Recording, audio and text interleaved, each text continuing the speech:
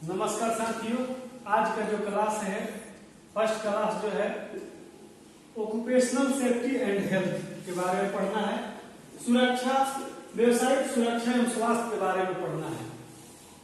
देखिए, दो चार क्लास जो आगे निकला है, दो चार टॉपिक जो आगे निकला है, हम कोशिश करेंगे कि वो भी यूट्यूब पर आए और जल्द से जल्द हम ऑनलाइन उसको अपलोड करने की कोशिश करेंगे। तब तक आज हम लोग जानते हैं ऑक्यूपेशनल सेफ्टी एंड हेल्थ के बारे में पढ़ते हैं। देखिए, कोई भी काम करने के लिए या बिजली के काम करने के लिए एक कुशल इलेक्ट्रीशियन की आवश्यकता होती है, जो कुशल काम करने में कुशल हो, उसको समझ हो, सादा स्वभाव वाला हो, अच्छा स्वभाव वाला हो। इस तरह के इलेक्ट्रीशियन का हम लोग चाहते हैं कि इस तरह का इलेक्ट्रीशियन बने। देखिए, ऑक्यूपेशनल सेफ्टी एंड हेल्थ में व्यवसाय के सुरक्षा एवं स्वास्थ्य में फॉर्मूला यही है, नियम यही है कि अगर आप सुरक्षित रहिएगा तभी किसी भी उपकरण को, किसी भी मशीन को आप चला सकते हैं। अगर सुरक्षित नहीं रहिएगा तो किसी भी उपकरण, किसी भी सामान या चला कैसे सकते हैं। इसलिए सबसे पहले आप इसमें मंत्र यही है कि सबसे पहले जो होता है अपने आप को सुरक्षित कीजिए, फिर कार्य कीजिए। तो आज हम लोग बात करते हैं व्यवसायिक सुरक्षा एवं स्वास्थ्य, क्योंकि विद्युत जो होता है एक संवेदनशील क्षेत्र होता है। और संवेदनशील क्षेत्र कहने का मतलब यह है कि इसमें हमेशा दुर्घटना होने की निरंतर इसमें संभावना बनी रहती है। जब दुर्घटना होने की निरंतर संभावना बनती है, ये बहुत ही संवेदनशील क्षेत्र है। यहाँ तक कि इसमें चोट आ सकता है, व्यक्तिगत इसमें हानियां हो सकती है, किसी की जान भी जा सकती है, अधिक से अधिक उसको जान भी जा सकती है, हृदयघात आ सकता है। तो ये जो होता है बहुत ही सावधानी पूर्वक काम करना चाहिए। कुछ जो नियम है जो बनाए गए हैं उसको पालन करने से हम लोग दुर्घटना को कम कर सकते हैं। और यही कुछ है कि दुर्घटनाएं, कोई भी दुर्घटना अपने आप नहीं होती है, क्योंकि मानव का नेचर ही है मिस्टेकिंग करना, गलती। अगर मानव हो तो उससे गलती होगा ही, लेकिन विद्युत के क्षेत्र में गलती का कोई माफी नहीं होता है। इसलिए जब भी काम करें सुरक्षा नियमों का पालन करें। सेफ्टी, अगर आप पोल पर काम कर रहे हैं तो सेफ्टी बेल्टों का प्रयोग करें। हाथ में आपके दस्ताने जो है होने चाहिए। ये सब चीज जो है जो आपको दुर्घटना होने से बचा सकती है। आइए सबसे पहले जानते हैं कि दुर्घटनाएं क्यों होती है। तो देखिए, सबसे पहला जो पॉइंट है दुर्घटना क्यों होती है। यह घटना कब होती है, जब कार्य करते समय कारीगर जो है, इलेक्ट्रीशियन कार्य करते समय जो है वो कारीगर का ध्यान कार्य के अलावा दूसरी तरफ भी हो सकता है। तो ये दुर्घटना का एक कारण हो सकता है। अब आप काम कर रहे हैं, किसी लेवल के भी पर आप काम कर रहे हैं, 33 के भी पर काम कर रहे हैं, लेकिन वहां पर आपका ध्यान नहीं है, दूसरी तरफ ध्यान है, या किसी मशीन पर आप काम कर रहे हैं, चलती हुई मशीन पर काम कर रहे हैं, अगर ध्यान अपने कार्य पर नहीं है या दूसरी तरफ है तो हो सकता है कि ये दुर्घटनाएं होने की संभावना हो सकती है। आइए अब जानते हैं अगला पॉइंट क्या है, अरुचि। अरुचि का मतलब यह है कि ये काम करने में मन नहीं लगना या जबरदस्ती काम को करना।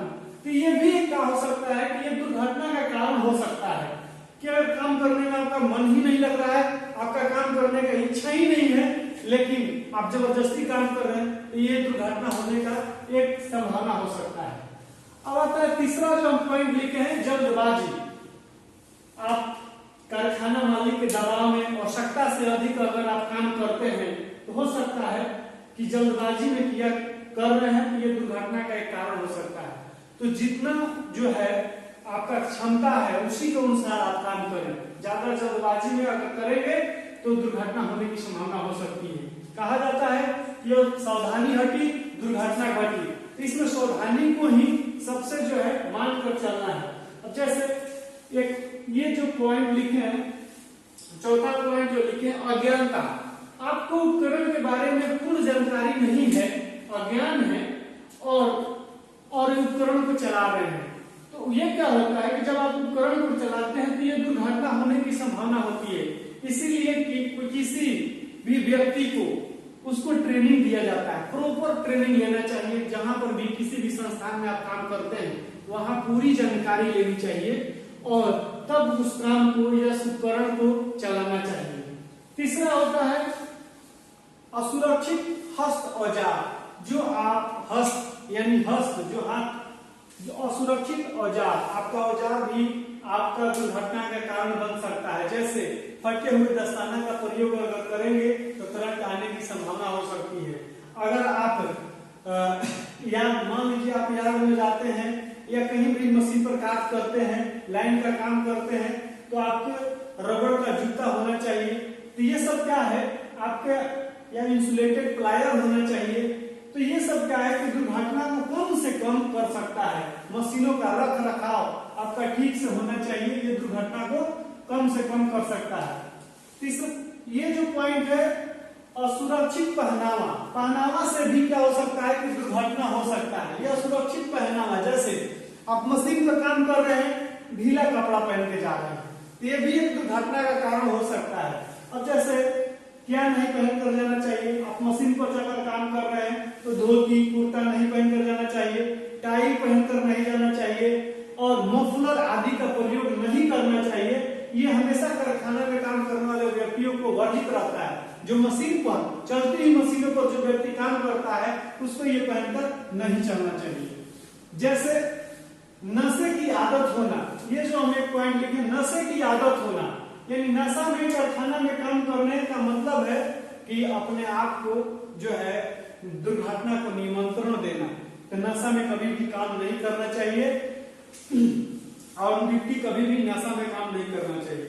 अब ये सब चीजों को कम करने के लिए ये सब जो मानककरण बनाए गए हैं, हमारा जो नियम बनाया गया है संस्थान के द्वारा, इंडिया में जो मानकीकरण है अभी BIS यानी ब्यूरो ऑफ इंडिया स्टैंडर्ड, ये जो है भारत का राष्ट्रीय मानकीकरण संस्थान है। इसे 12 अक्टूबर 2017 को अधिनियम 2016 के रूप में लागू किया गया है।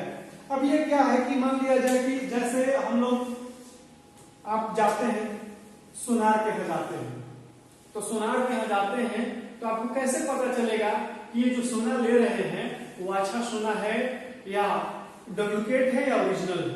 तो ये कैसे पता चलेगा कि ये जो है ओरिजिनल है। तो इसे पता करने के लिए जैसे हम लोग करते हैं कि होल मार्का का प्रयोग करते हैं, होल मार्क वाला जो होता है वो पता चलता है। तो यहीं से लिए BIS एक स्टैंडर्ड है जो भी अगर भारत में जैसे तार, बिजली का जो तार है, बल्ब है, ये सब जो मानकीकरण जो स्विच आते हैं, ये मानकीकरण BIS होना चाहिए, यानी ब्यूरो ऑफ इंडियन स्टैंडर्ड का मोहर लगा होना चाहिए। इससे क्या हो सकता है कि इसमें आम लोगों को क्या फायदा हो सकता है, इससे ये हो सकता है कि उसमें धोखाधड़ी से बच सकता है। उसका अधिक से अधिक, मान लीजिए ओरिजिनल सामान लाने गए आपको डुप्लीकेट मिल गया तो क्या होगा। तो इसीलिए जो है BIS जो होता है धोखाधड़ी से बचा सकता है, आपको शोषण से बचा सकता है। तो ये सब चीज इसीलिए एक संस्थान बनाया गया और कि जो है धोखाधड़ी से जैसे उपभोक्ता परम केंद्र बनाया गया। यही जो BIS का जो काम होता है कि भाई ये जो स्विच बोर्ड जितना तार है ये BIS का मुहर लगा होना चाहिए। अब आगे जो होता है, जो पहले हम लोग पढ़ते थे ISI इंडियन स्टैंडर्ड इंस्टीट्यूट जो है, ये जितने भी फुल फॉर्म है आप लोग याद कर लीजिए, यही एग्जाम में आता है। अभी कुछ दिन पहले एग्जाम आया था BIS का फुल फॉर्म क्या होता है। तो BIS जो होता है, अब ये बता दिए ISI इंडियन स्टैंडर्ड इंस्टीट्यूट, इसका जो है ये बनाया गया, ये इंडिया में के लिए है।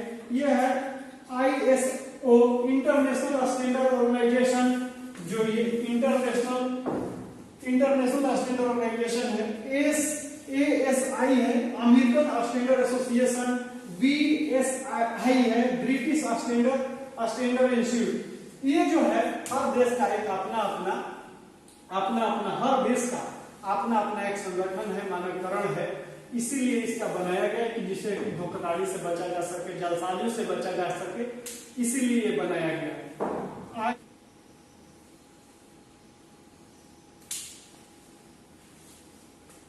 देखिए ये जो है विद्युत के झटके, मान लिया जाए कि अगर आप काम कर रहे हैं तो भाई मनुष्य का नेचर ही है कि वो मिस्टेकिंग करेगा ही, कहीं ना कहीं गलतियां होगी, त्रुटियां होंगी।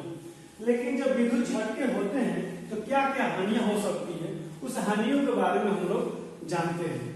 अब जो है हानि क्या हो सकती है कि अगर देखिए विद्युत झटके होने के कारण होने वाली हानि effect of the electric shock.